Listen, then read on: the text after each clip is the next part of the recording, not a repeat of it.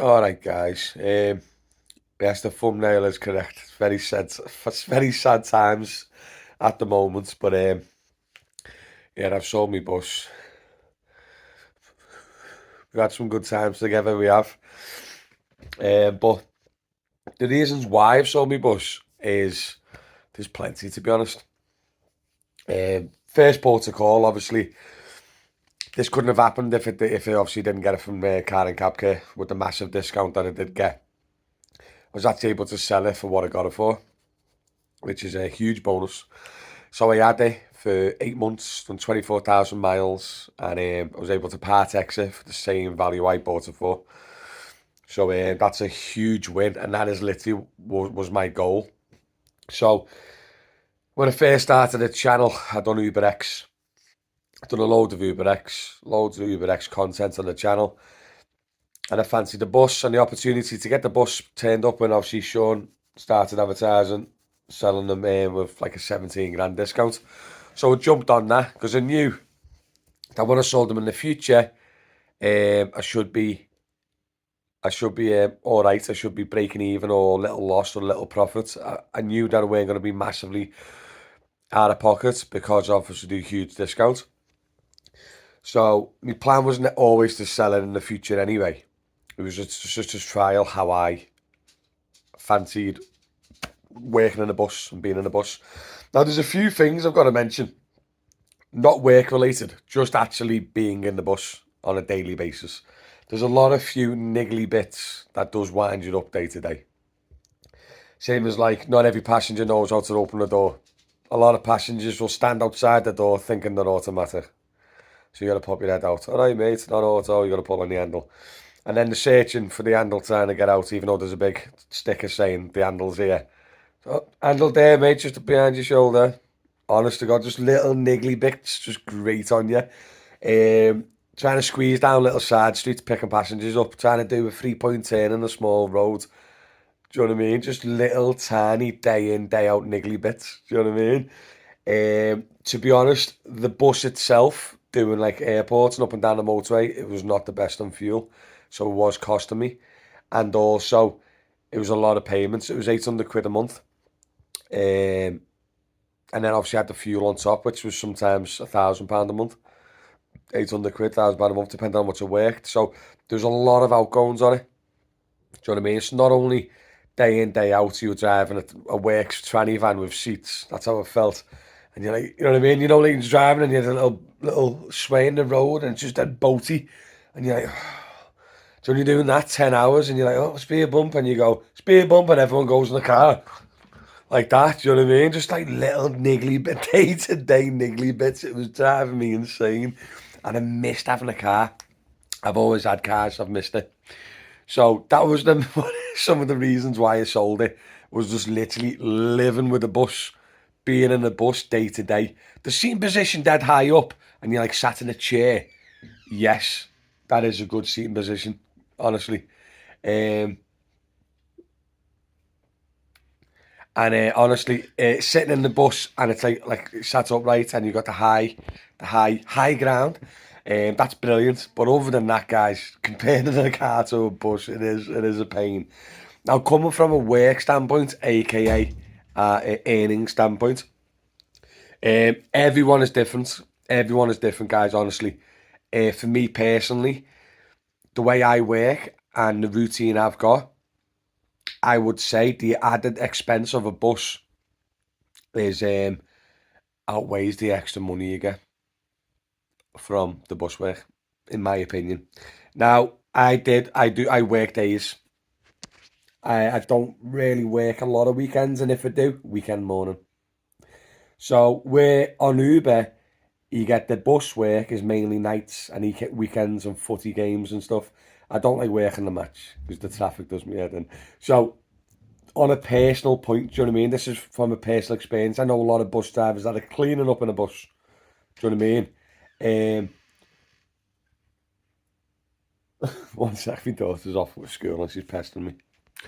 Sorry guys, just had to pause while she ran past. Um, yeah, so that's what I was trying to get at. Where was I up to? Yeah, so from a work standpoint, a lot of people will be different. A lot of people work nights, prefer for working Friday, Saturdays. So Uber XL is really, really good. It is. But for me personally, it wasn't. I didn't get much XL work, the odd ones. That was one factor. Also, the privates. Shout out to any private operators. The difference between buses and car jobs is nowhere near big enough. An airport from Liverpool to Manny can range from 60 to 70. And then from a bus, 70, 80. You're talking the difference between a car and a bus is a tenner. And there's a lot more outgoings on a bus than obviously a car. So I think the gap between a bus and a car is ridiculous. If it's going to cost you £60 on a car, it should cost you. Oh, I know what I'll do. Watch. So I can't fit in one car. I need two cars, or I can get a bus. So 60 is 120 for a car. I know what I'll do. I'll get a bus for 70. Where's the logic? But I know everyone's got to be competitive and all that. But myself personally, same again. It was just cost me a lot of money, guys, to run it. And same again, my own preference. This is not every bus driver, guys. This is just why I've sold it. And yeah, I just fancied getting back in the car, to be honest.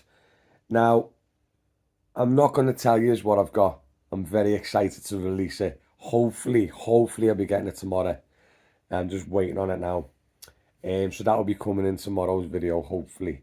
But yeah, the bus driving it around all day gets a bit much. And obviously from a work point of view, myself personally, the massive outgoings compared to the extra income kind of balances out, in my opinion. As a prime example now, with the car I'm getting, I'm saving £550 a month in finance straight off, and it's a nice car as well, by the way. It's not no bin. And then in fuel, if I do the same miles, I'll probably easily save 300-400 a month in fuel. So straight off, I'm going to be saving anywhere between £800 and £900 a month. So before I wake up Monday morning on the first of the month, I'm already going to be 800-900 quid better off. And it makes, when I go away for 2 weeks on holiday, when I went to Cornwall every week, I had massive finance to still pay while I'm away and stuff when I couldn't earn. Where now my goal is I've got this car. I'm going to be putting as much. I'm going to be paying into my bank as much as I was when I had the bus because I'm used to it now. And I'm going to pay the car off quickly, and hopefully I'll own the car by the end of next year, and then I will have no finance payments at all. I'll literally just have insurance and fuel. That's my end game. I've always lived by the method on anything through life is the best way to earn more money is to reduce your outgoings. And if you can reduce your expenses, then you obviously bringing in more profit.